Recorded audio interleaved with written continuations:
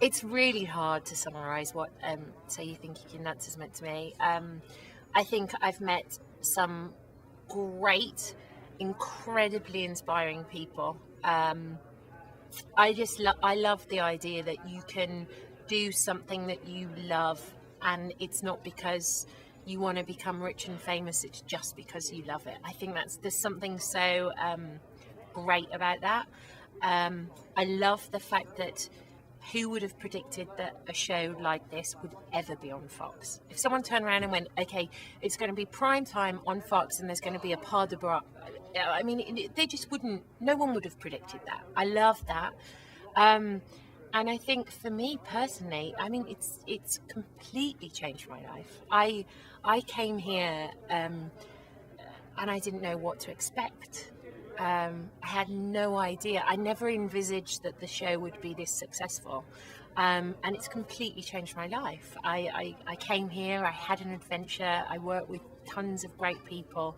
I love the show I do. I love the fact that it's celebrating the American dream, of the fact that you can come from anywhere, be any race, religion, colour, creed. It doesn't matter. If you've got a talent and you're passionate about it, you can be anything you want to be.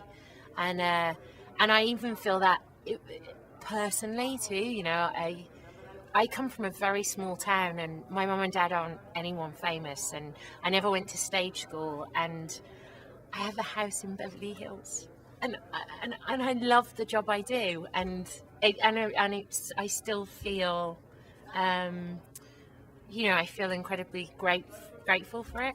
I don't forget it ever. You know what? It's the same show you know and love, only back bigger and better. And every year it happens, and every year I approach it with a little trepidation. You turn around and go, how can we possibly beat last season? How can we possibly, raise the bar from Twitch and Cyrus coming through that fake glass and like doing the animation style that we've never seen before? How can we possibly better it?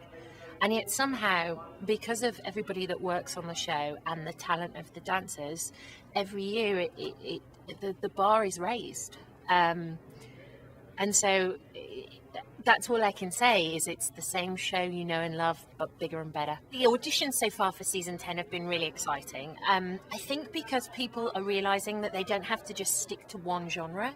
You can actually mix it all up, and I don't just mean in terms of the different styles of dance, but also in terms of the music as well. You could do a hip-hop routine to a piece of classical music, or you could do contemporary to kind of, a super jazz number. It's up to you, and I think that's what the dancers have really learned, they've got to do something different. You're right, it's season 10.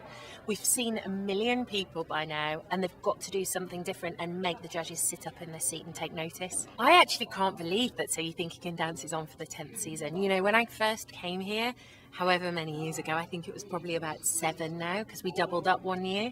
You always hope that it's going to be successful, and that's always what you would like it to be, but I never in my wildest dreams thought that we would still be going season 10. And that's all down to the people who watch the show. While they keep watching, we'll keep giving it to them, and so it's all down to them, and thanks to them. I think what keeps the show fresh is, of course, the talent of the dancers, and of course they're amazingly talented, and they're very much a unique group of people. Dancers work harder than anybody that I ever know. They dance through injuries. They don't do it to become rich and famous. They do it because they can't imagine their life not dancing. So that's incredibly inspiring, I think, not just to me, but to people watching at home. It's a very pure form of doing something that they love so much. To me, the most dangerous routines are always Doriana Sanchez's disco numbers, because essentially most people's specialty isn't disco. We have ballroom dancers, we have hip-hop guys, we have contemporary, we have jazz, but we've never had somebody whose specialty is disco. So it's always slightly out of people's comfort zones. And then they're always so fast, because the disco numbers always are.